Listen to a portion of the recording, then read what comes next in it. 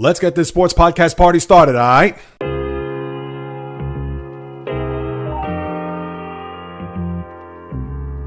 The JAYREELZ podcast. What is happening, my good people? Greetings. How are you? How's it going? How's everybody doing out there? What is the latest and greatest? Hope everybody's doing well, feeling fantastic, in excellent spirits. Closing out the first week of August with a surprisingly packed podcast with enough sports chatter to pique your interest, as this is the JAYREELZ podcast with Joe JAYREELZ. For my first timers, welcome aboard. And for those who've been banging with me going back to the very beginning, somewhere in the middle, or even as early as this past Monday, I welcome you guys and gals back. And right out of the gate, let's get into it, because baseball, certainly a lot has transpired here over these last few days. And yes, it's easy for me to start off with the local teams. And I know there are probably people out there saying, JAYREELZ, it's not all about the Yankees and what they've been able to do, salvaging a road trip where they were about to get swept, go 0-6, and with excruciating games, losses there on Monday and Tuesday night. And then the Mets have lost 8 of 9, and in their own right was only able to get 1 of 6 games at home against the Giants and then the Guardians, who came in there and swept them. And the Mets are just weird. I'll get to them a little bit later on, but I want to start off with a little bit of a different take. There's a team out there in Major League Baseball that right now has 70 wins. It's the first team in the sport to reach that number here in 2025. And if I were to ask you right this very moment, whether the good sports fan, the great baseball fan, if you're the great baseball fan, I'm sure you know which team I'm referring to. But if I were to ask you who has the best record in the sport as of right this very second, I'm sure you'd probably say, well, it's got to be the Dodgers, right? You'd be wrong if that's the case. Oh, no, wait a minute. Toronto, they've had a good year. It's got to be them. Nope, that is wrong. Oh, wait, I know the Detroit Tigers. They've had a big year. I know they've been scuffling as of late, but the Tigers, that's the team, isn't it? Nope, that's a negative. If you said the Phillies, you'd be wrong. If you say the Astros, not in the least. Forget about the aforementioned Mets or Yankees. The team with the best record in Major League Baseball at this very moment, and we understand they don't hand out championship trophies or participation trophies here in the early part of the month, but it's the Milwaukee Brewers. That's right. A team that, other than Christian Yelich, maybe Jacob Misiorowski, because of the publicity that he got, not necessarily by him, but by Dave Roberts and the powers that be in Major League Baseball to have him on the All-Star team last month. And maybe a couple other guys that you may think, oh yeah, that guy's on the Brewers, isn't he?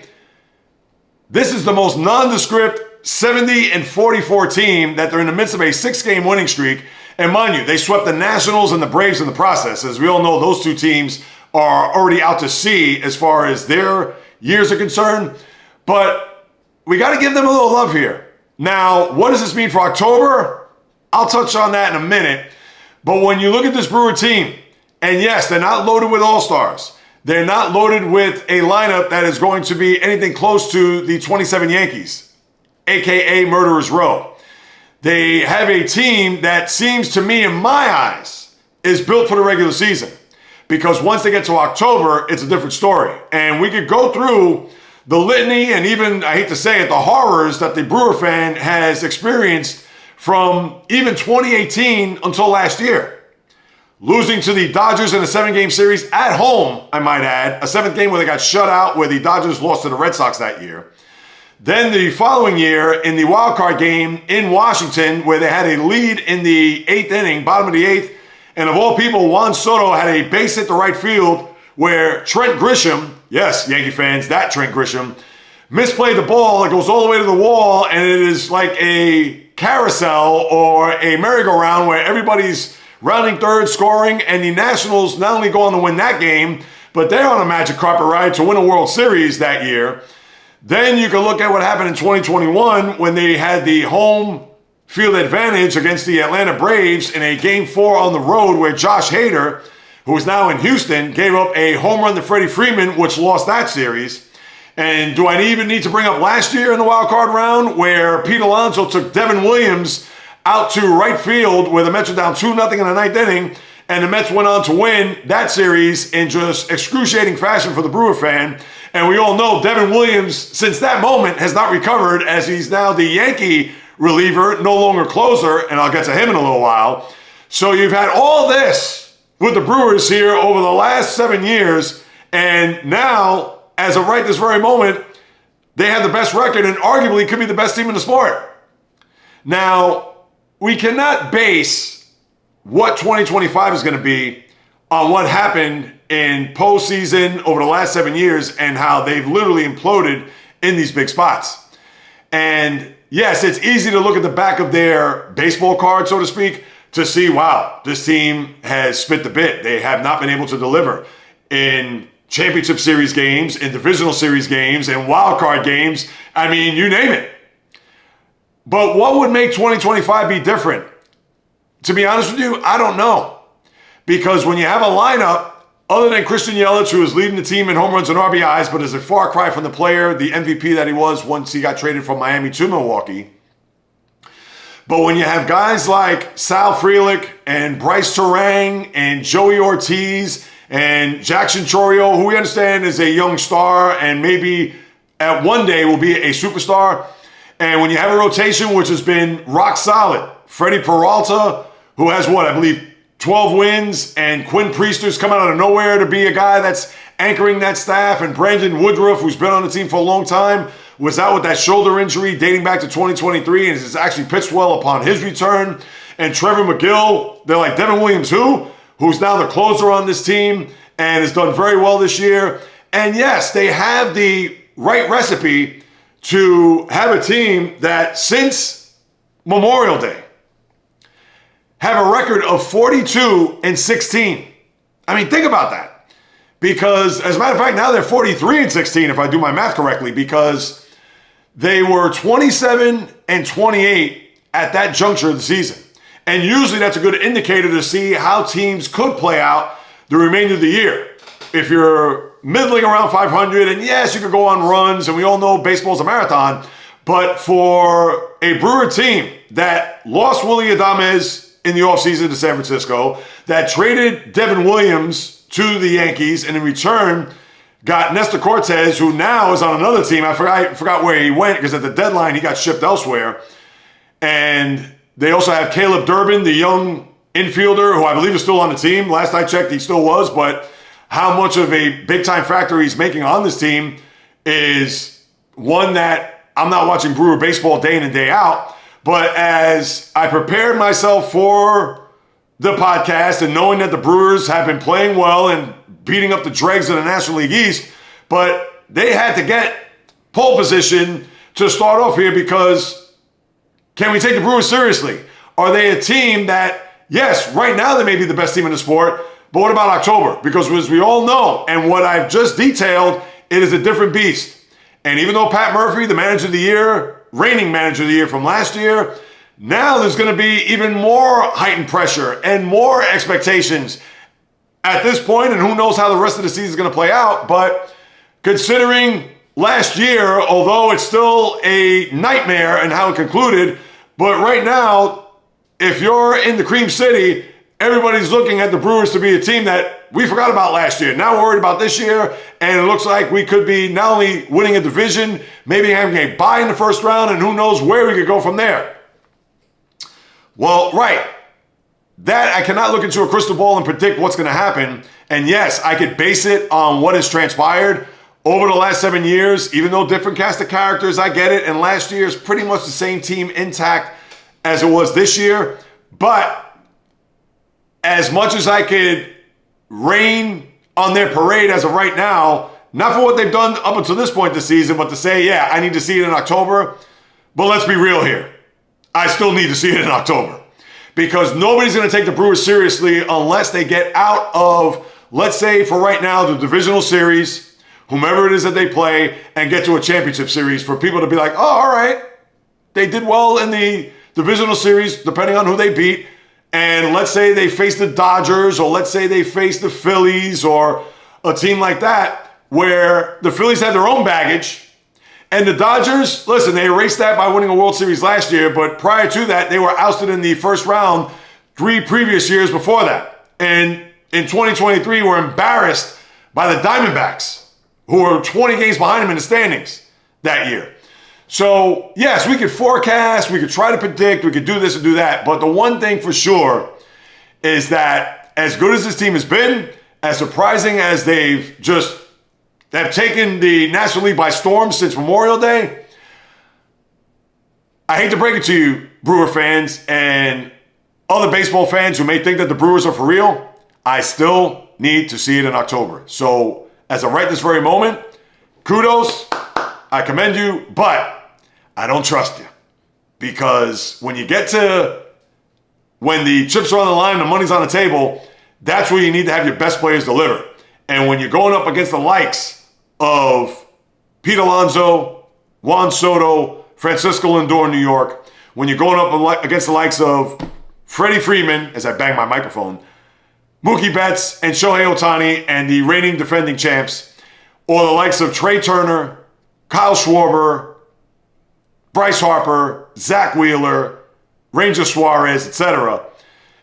Those are players that the Brewers can't match up with. And it's not all about having the best players. I get it, because we've seen teams that have come out of nowhere. The 88 Dodgers, for instance. No Kirk Gibson. And other than Hershiser, you probably couldn't even list who their starting 8 was on the field. So yes, I get it that there are anomalies, but that's what the Brewers are going to have to contend with when we get to October. And I understand we still have another 2 months until that time, but keep this receipt moving forward because, as I said before, and I'll say it one last time, I don't trust this team, especially when the leaves start to change and the month goes from September to October, because it's a much different ball game that time of the year than it is right now.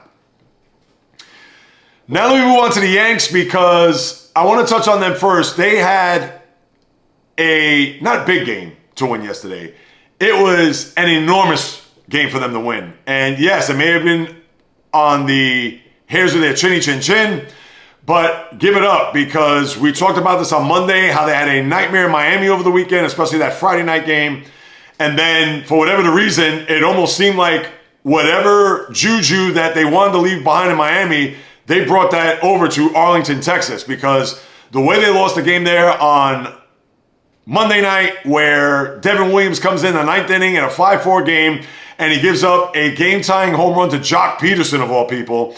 And in the 10th, they had 1st and 3rd with 1 out, and then they ground out into a double play. And then Jake Bird, who they just got at the deadline from Colorado, who now is in the minor leagues, gives up a 3-run bomb to Josh Young as the Rangers win 8-5 there on Monday night.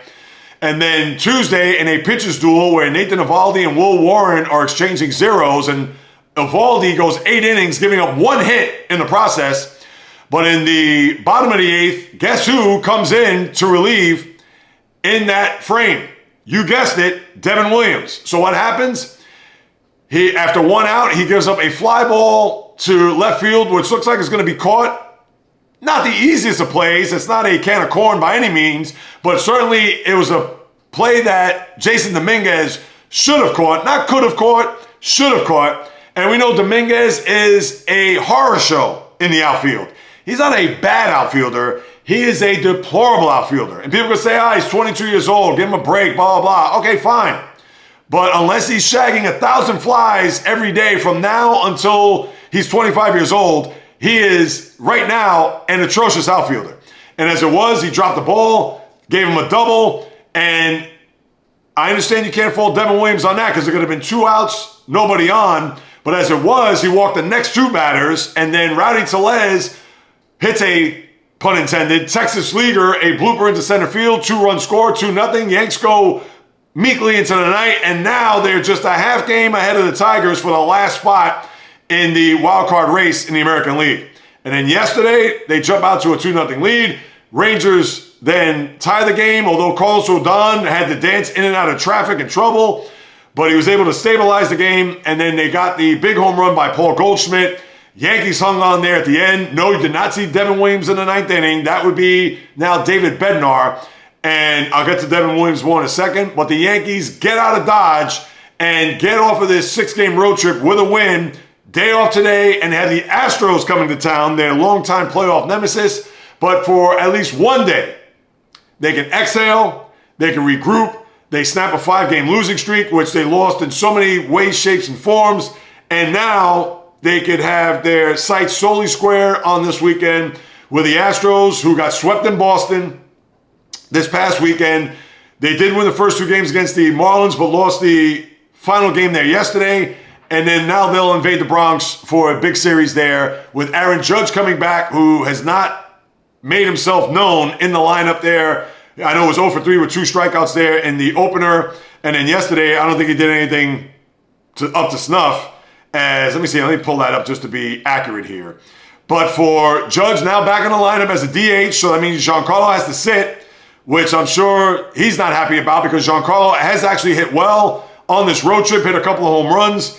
But again, he's been shagging fly balls, but he hasn't played the outfield in the least, and this goes back a couple of years. But let me see, what did Judge do yesterday? Judge was 1 for 3, so he had a hit. But certainly didn't light up the scoreboard or the stat sheet by any means. So now if you're the Yankees and Aaron Boone, who after those 2 games in Texas, I'm thinking to myself, I think he wants to be fired. Because why did you bring in Devin Williams there Monday night to save the game? All right, I know he's your guy. You traded him from Milwaukee. You didn't give up a ton when you think about it. And we know he's a free agent to be. And I would think there's no way that Brian Cashman's going to bring him back. But for Williams to then blow the game there with Jock Peterson and then to bring him back the next night, you couldn't deliver another starter to toe the rubber there in the 8th inning. You had to bring in Williams, and I get it. Maybe you wanted to gain his confidence back or you wanted to show that you had confidence in him. Well, right now, that is kaput. That is done. That is finito. If you're Aaron Boone, the only way Devin Williams sees the pitching mound is if the Yankees are up by 5 or more or down by 5 or more. Or maybe you put him in the 6th or 7th inning, hopefully nursing a 2-run lead and not a 2-run deficit. I'm sorry. He cannot pitch in high-pressure situations at all for the remainder of the year. You just can't. And especially at home, because I'm sure the next time he is on that mound coming out of the bullpen, there are going to be a lot of boos for him. And they can only hope that the Yankees have a 10-1 lead at some point here on this current homestand to where he comes in, where he may hear a smattering of boos, but not to the extent that here he is coming in the 8th inning of a tie game. Or the Yankees up by 1 and it's the top of the 9th, where you know he's going to hear it from the Yankee faithful. So that's what you have with Williams. If I'm Aaron Boone, that guy would not see the light of day. That's all there is to it. And with the Astros coming to town, let's see. I'm not going to say that the game yesterday is going to turn their season around. It's not as if they were down 2-0 in the 9th inning and they scored 3 runs in the top of the 9th and got out of Dodge with the win that way, which would have been obviously a lot of momentum and certainly a huge lift to what had transpired throughout the course of that 6-game road trip. But, if you're looking at a stepping stone or maybe even a building block, all right, you got it. But with the Astros coming to town and the Astros playing good baseball, at least the early part of this week, I'm sure it's going to be an interesting challenge to see how they're going to perform here to stack up against a team that they actually might see come October. And one last thing, for the Yankee fans that's out there, this is the Nick Turturro's of the world, the actor, John Turturro's brother. You guys need to pipe down. And I get it that you're frustrated, you're angry, you look at Aaron Boone, why are you bringing in Devin Williams? Or you look at the ineptitude of the offense, especially over the weekend there, those last 2 games in Miami, and them not getting big hits, and them not delivering, and so on and so forth. But you have, now what, 47 games to go. You have the last wild card spot, which I get it. That's not Yankee-like. You should be at least in first place as a 1 or 2 seed in the American League as of right now. But you know what? Excuse me. That's not how it is as constituted at this very moment.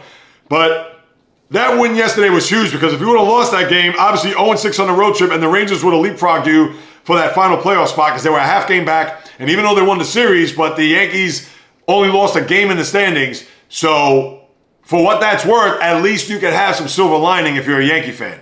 And again, it's not like there's 10 games left and you're literally chewing and gnawing your fingernails to the bone to where I don't think we're going to make it. There's still plenty of time. There's still plenty of season left. And you have a lot of games with the Red Sox, who obviously are in front of you. And you still have another series with the Blue Jays. So for what that's worth, you still have time. As for the Met fan, now let's get into that. 1-5 on this homestand. They didn't hit a lick. I understand they had the 12-run game in their only victory on this homestand, the Saturday game against the Giants.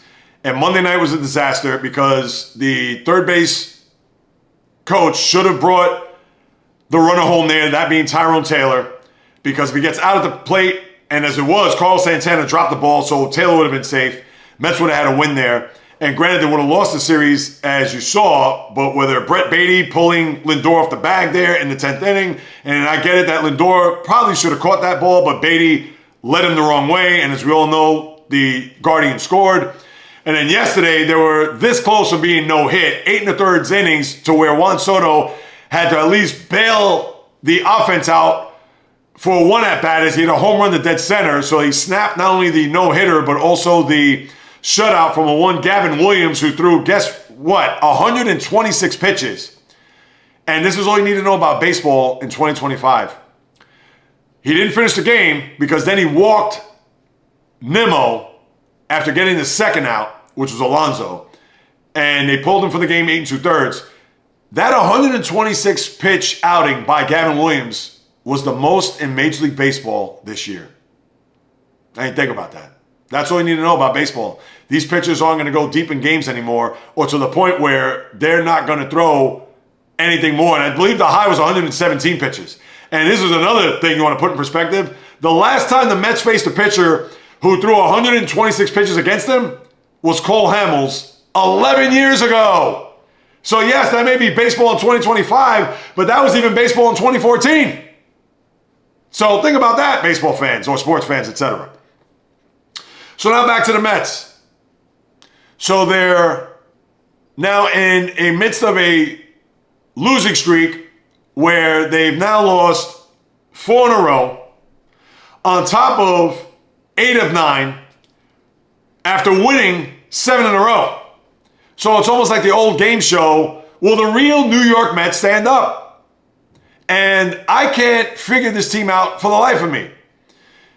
Francisco Lindor is now batting .250, and he's regressed over the last few weeks. Pete Alonso, his average is now close to .260, and I get it, he's not going to end up with a high batting average, understood, but despite his home run the other night, he's not hit a lick. Juan Soto, despite the home run, he's batting under .250, and the rest of the team seems to be in a slumber. Clay Holmes starting to run out of gas. Dave Peterson was okay yesterday, but obviously has not been good as of late. Kodai Senga, same for him. Their rotation, Sean Manaea, all right, he was the other night, but still didn't deliver. Forget about Frankie Montas. I could have told you that the second they signed him, and you know he has an opt-out next year, player opt-out. Guess what? You know he's going to re-up with the Mets next year because he's not getting anything more than $17 million elsewhere in 2026, so he's going to be in your rotation next year. They could have signed Jose Quintana, as we know, and not to go through all the history of their transactions, etc. But right now, the Mets, although in better standing than the Yankees, because you have the Rangers nipping at their heels, where the Mets, who currently have the 6th playoff spot, did the Padres lose last night? I should know this. I should have followed it. I don't know, last night. No, they won, so now the Padres have a game lead over them in the wildcard standings. So now they own the 6th spot all to themselves. And with the Reds, who are currently, 3 games back on the wild card as of right this very moment, before you know it, the Reds will be breathing down their necks for that wild card spot. And let me just confirm that. Yes, 3 games behind. Before you know it, it's going to get tight around the collar for the Mets because they're in a situation where they are Jekyll and Hyde. From one week to the next, you don't know what you're going to get with this team. They win 7 in a row. You're flying high. Now they've lost 8 of 9. And guess what, people? Where did the Mets go after a day off today? They go to Milwaukee. The first time since last year, as we know, as I talked about in the wild card series. And the Brewers are flying high. What makes you think that the Mets all of a sudden are going to snap out of this malaise and start playing better baseball against a team that is playing the best baseball in the sport? So I'm not trying to say the sky is falling. I'm not trying to say that, oh, this is it. This is where everything's just going to now go into the toilet. Absolutely far from that. But you got to be concerned with how this team is performing here. because their pitching hasn't done well. Tyler Rogers loses the game yesterday, and I understand he just got here, and I don't want to pile on him, but yeah, and Ryan Helsley lost the game the other night, and I understand it was extra innings, whatever, the ghost runner. But when is it going to start to turn around here? When are they going to start to play a better brand of baseball and get themselves to a point where they were early on in the season? And mind you, early on in the season, it might as well have been 5 years ago. Forget about 5-6 weeks ago. So all I'm going to say this before I move on. Yeah, it's easy as a fan to say, oh, the Mets better play better baseball.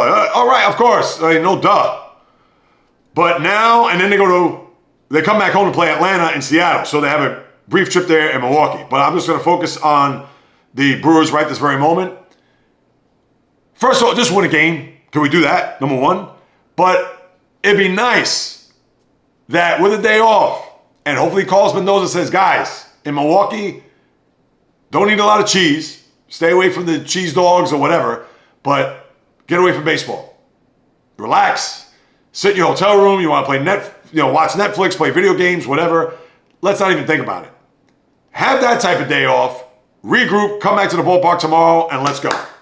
And Kodai Senga, can you not walk the ballpark and be at 80 pitches in the fourth inning? Can you at least go 5, maybe 6? Is that too much to ask as a Met fan?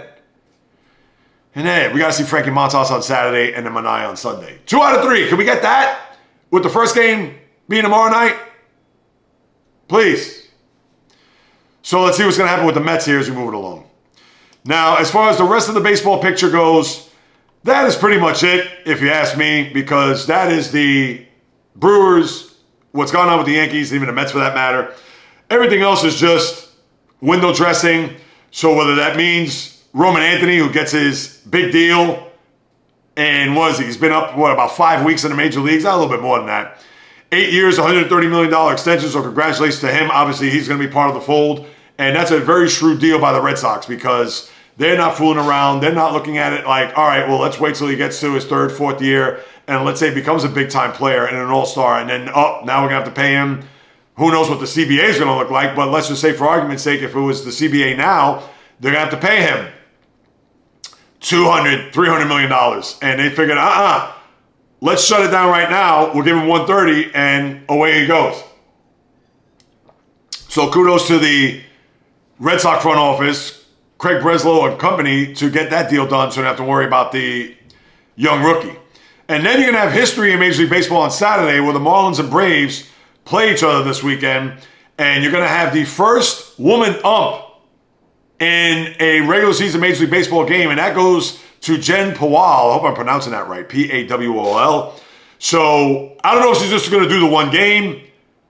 I don't think she's going to call balls and strikes. I don't know that. So I don't know if she's going to be part of this crew that's going to be, and I believe they're playing a 5-game series. Let me just double check that, because I believe they're playing a makeup game. And let's just be accurate here. So you have this weekend, and that's right. Tonight, tomorrow, 2 games on Saturday, a game on Sunday. So it's a 5-game series, and that's an interesting test for Miami. And I talked about them on Monday. All right, they lose 2 out of 3 to Houston, but Atlanta's been a somewhat house of horrors for them as they've beaten up on them. A little bit better this year, but historically, especially over the last half-decade plus, they've just murdered the Marlins. And let's see whether or not the Marlins could at least win a series. They went to go 3-2. I'm sure it'll be fine. But Saturday, and I'm sure maybe one of those 2 games, you're going to have Jen Powell being up. So we'll keep an eye on that and see how that goes. So congratulations to her. And as far as anything else that's happening in the sport, that's pretty much it. Now, I know the Astros are trying to get Isaac Paredes back with the hamstring. He's going to avoid surgery, just more rest, and maybe just try to get him toward the end of the year and then maybe ready for the postseason. Who knows? Just wanted to throw that out there because obviously Correa's playing third base now, but who knows? Maybe with Paredes knowing that, if Correa's going to take my spot, I want to try to get back in the lineup any which way possible. So maybe that's a little bit of that going on. Some competition there with Correa coming home, but Paredes saying, wait, that's my spot. I want to try to get it back. Maybe there's a little bit of that going on there. But as far as the standings overall in the sport, as you know, the AL East, Blue Jays still have a big lead. And the Blue Jays, you talk about just eviscerating the Rockies here. They won 20-1 yesterday. They scored 45 runs in the 3 games. I mean, they just destroyed the Rockies, and no surprise there. But they have a 4-game lead over the Red Sox, 6.5 with 6 loss on the Yanks. Then you have the Tigers, who, you want to talk about tight around the collar. Tigers have not played well here since the break. And although they have a 6-game lead in the division, but 5 in the loss column. And when it gets to 3, that's when I'll really start to wonder about the Tigers. Because as good as the year that they've had, they have really hit an abutment. And you can only hope that they're going to turn it around soon. Because remember, 5 in a loss. This team about 3.5 weeks ago had a 13.5 game lead. I mean, think about that. So the Guardians have chopped off 7.5 games. But the loss column is even more important. So keep that in mind as we move it along. And then you have the Astros with now a 2-game lead over the Mariners. And the Mariners, Eugenio Suarez hit a home run for the first time. And they'll probably beat up on the White Sox again today to continue this stretch. They've actually won 5 of 6. So let's see if Seattle can continue their winning ways and get even that much more closer in the AL West. Now, in the National League, we know the Phillies now have a 3-loss, 2.5 game lead over the Mets. The Brewers and Philly goes to Texas this weekend, so hopefully the Rangers can do us a favor. While the Mets, as we all know, going to Milwaukee, not going to be an easy series. Brewers now have a 4-game lead. And remember, when I talked about that Memorial Day, 27 and 28, they were 7 back at that time. So they've gained 11 games in the standings since then. And the Brewers, as we've talked about all along, playing the best brand of baseball that the sport has seen here in recent memory. Not historically, but just as far as this year goes. And then you have the Dodgers, 2-game lead over the Padres as they try to hover and make sure that they make their presence felt there in the NL West. And as far as the wild cards go, and we pretty much touched on it, Red Sox, Mariners, Yankees, all separated by 2.5 games. Mariners have a 1-game lead over the Yankees for 5th place in the wild card race. Guardians and Rangers, with the sweep of the Mets here this past early part of the week, they are now 1 in the loss and 1.5 behind the Yankees, and same for the Rangers for that matter. Then you have the Royals 4 back, the Rays 4.5, and I won't even go to the Angels. They're 6 back and 4 under 500, so I'll keep it there at the Rays. So better race in the American League wild card than it is in the National League because you have the Cubs, who have a 2.5 game lead over the Padres, 3.5 over the Mets, where the Padres have a 1-game lead over the Mets, as you know. And then the Reds are 3 back, Giants 5 back, Cardinals 5.5 back, and I'll leave it there. I know the Marlins are 6 back. And the Marlins, big series this weekend. So if they want to keep pace, beat up on the Braves. And that's it. Diamondbacks are 9 backs, you can forget it. And that's what you have there with the baseball, all up to date with what's happening there on the diamond.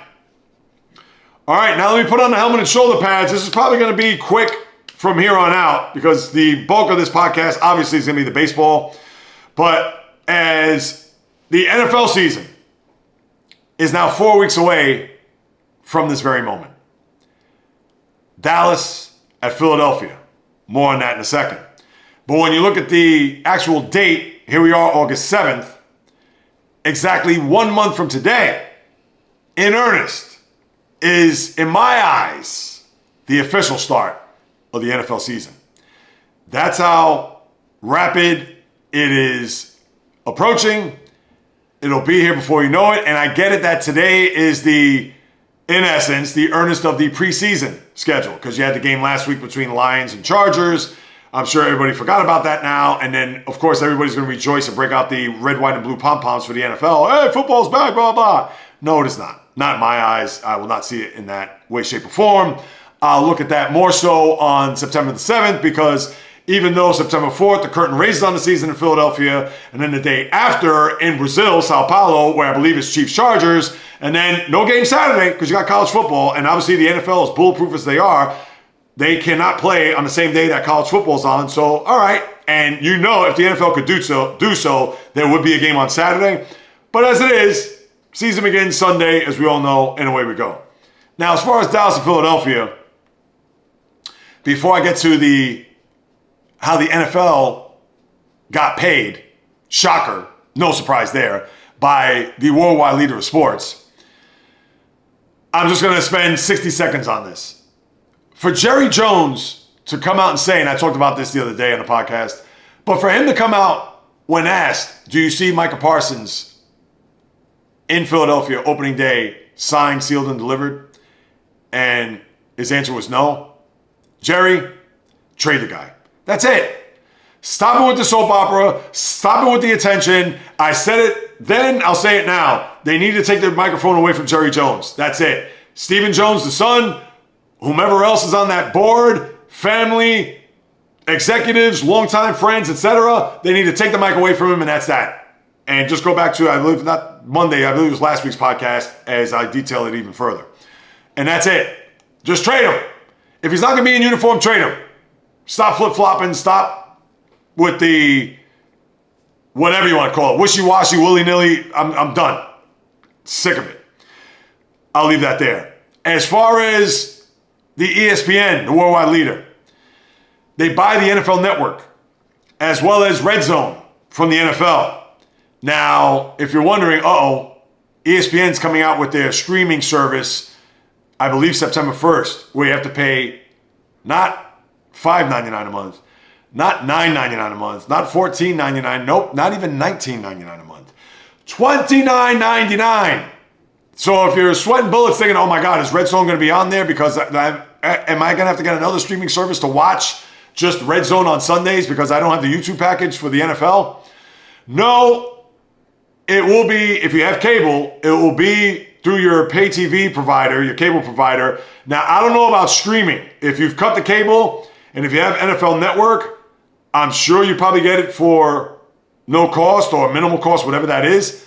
But would I be shocked if you have cut the cable and ESPN says, oh yeah, you can get the NFL Network. Oh yeah, you can get Red Zone, but you got to pay $29.95 a month in order for you to watch games on our network, games on the NFL Network, the Red Zone, etc., which is another money grab for the league. And the NFL, because the NFL was the owners of the network and the Red Zone, they get 10%, and I don't even know what the cost was by ESPN, but you know it's in the, if not hundreds of millions, we know it's in the billions. Now, they didn't disclose the number, but the NFL's not stupid. The NFL prints money. And as I've talked about this ad infinitum and ad nauseum, that's all the NFL cares about. They don't care about their fans. They don't care about their players. They don't care about anything but putting their games on streaming services, on cable networks, and on over-the-air networks, a la CBS, Fox, NBC. ABC also. That's all the league cares about, and the owners. They could care less about anything else. And that's no surprise, and that's not going out on a limb. That is just the cold, hard truth. So I just hope for the diehard, such as yours truly, because even though I have my moods and my moments about the NFL, but I've watched the league and the sport almost 50 years, and I can't divorce myself from the sport just yet, and I know I'm babbling here, but I'll close it with this. I just hope that for whomever has the NFL Network that does not have cable, I hope you get to watch it free of charge. And I'm not trying to say illegally or anything like that, but I hope that whatever streaming service that you use, whether it's YouTube, whether it's, I guess Hulu has live TV, whatever, that you're able to get it with that package. Because if you have to pay, even if you have to pay 5 cents, but let's say if it's going to direct you to have to go to ESPN and pay $29.95, I can only hope that you'll be cursing into your TV or cursing into existence and saying, you know what? Now I understand why JAYREELZ is pissed off about the NFL and why he's rankled about them with money grabs and having games on a Friday in Sao Paulo or having games on Christmas Day to overshadow the NBA, or having Black Friday games, or having Monday night doubleheader games, or having the just run-of-the-mill type of game on a Thursday night where, as we all know, the Thursday night Amazon game, although it's something to look forward to and something to watch, but it's usually a dreadful game. I mean, how many more Bear-Viking games do I want to watch? How many more Jacksonville-Tennessee games do I want to watch? How many more of those type of matchups do I want to watch? Because they have to feed all these mouths and spread the schedule thin, therefore oversaturating the sport. Now you know what I'm saying. Now you know where I'm coming from. Case closed. I'll move on. Because that, unto itself, I could talk about for hours, as you've already heard. And then you had this other thing. Can I even bring this up? I mean, this may be silly, but thankfully, but it's a little bit weird. The NFL, which is banning smelling salts to players. So in other words, the teams aren't going to provide players smelling salts, or at least the league, because I'm sure whatever they get their smelling salts, the NFL's like, we don't want to have blood on our hands when it comes to smelling salts, because let the players bring that and let them purchase it, and they'll have it on their person, and if they want to put it in their hip pocket or give it to the trainers on the sidelines or personnel, whatever, then fine. But I look at this twofold. It's almost as if the NFL's like, we washed our hands. So if you want to go ahead and bring your own smelling salts, whether that's 1 a game or 1,000 a game, so be it. But guess what? If for whatever the reason, whatever effect that's going to have on you post-NFL career, that's on you, not on us. So they wash their hands, they exonerate themselves from that.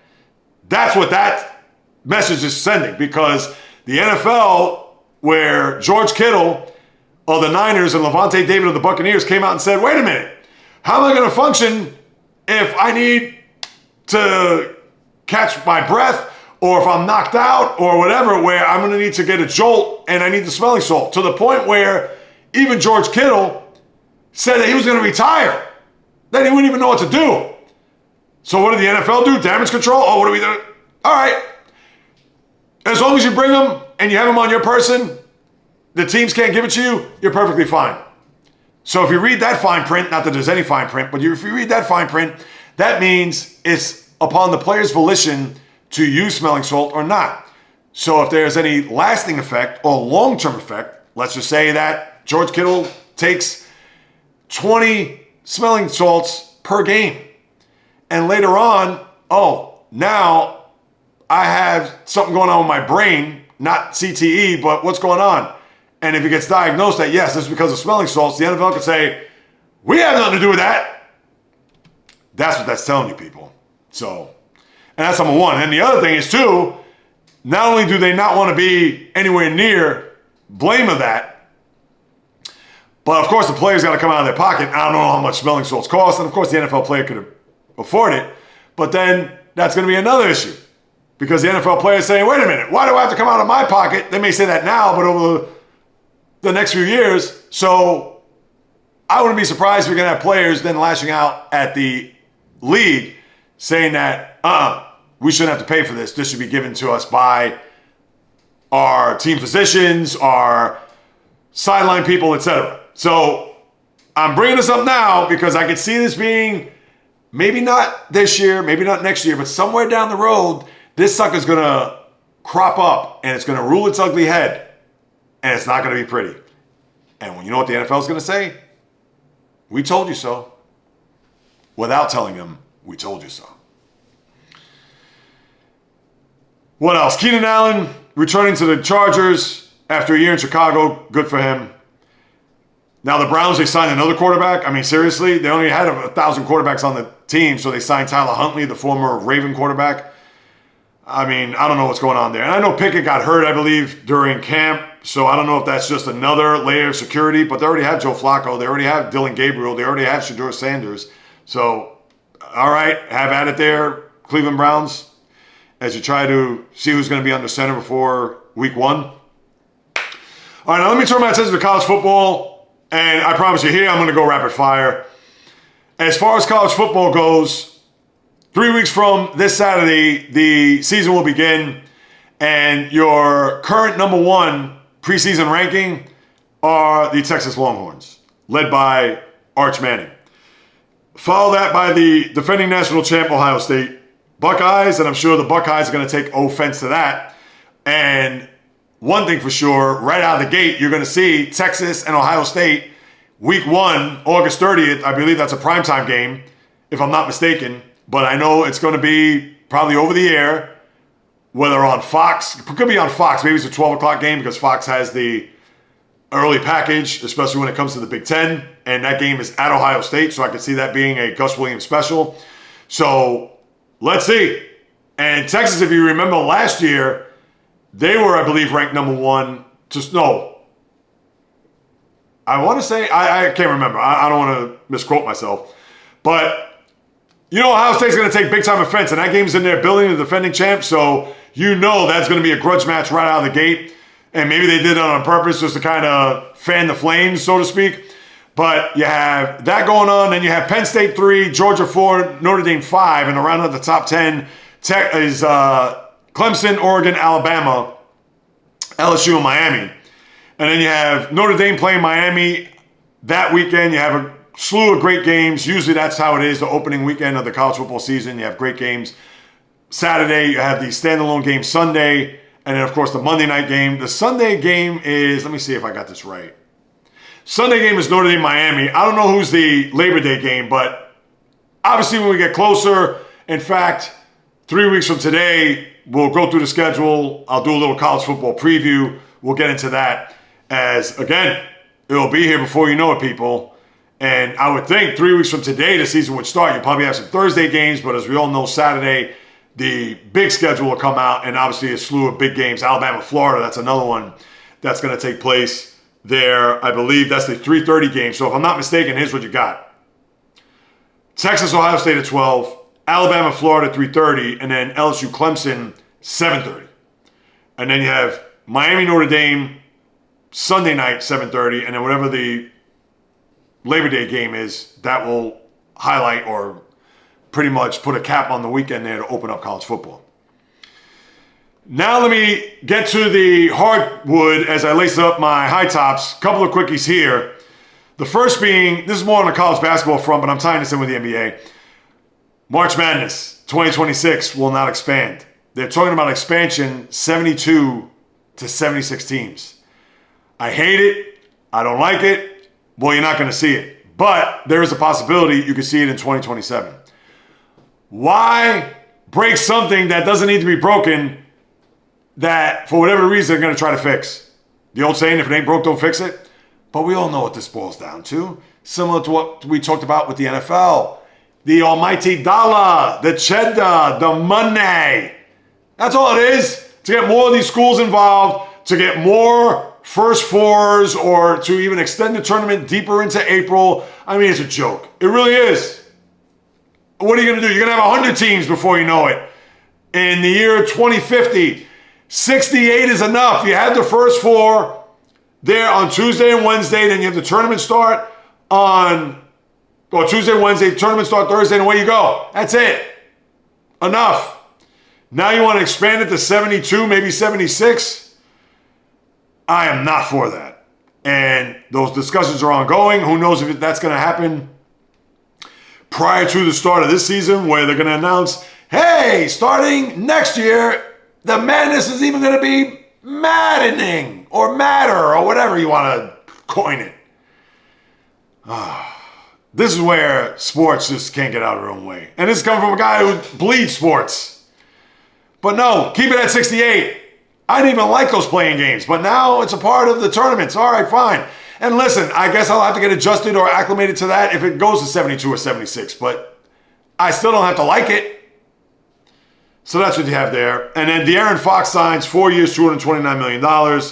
No shock there. So the Spurs got their guy moving forward to go along with Victor Wembanyama and the second overall pick that they got this year. I forgot in an NBA draft who they selected. Stephon Castle. They're going to have a good young team, and I'm sure they're going to be maybe even a bit of a trendy team next year.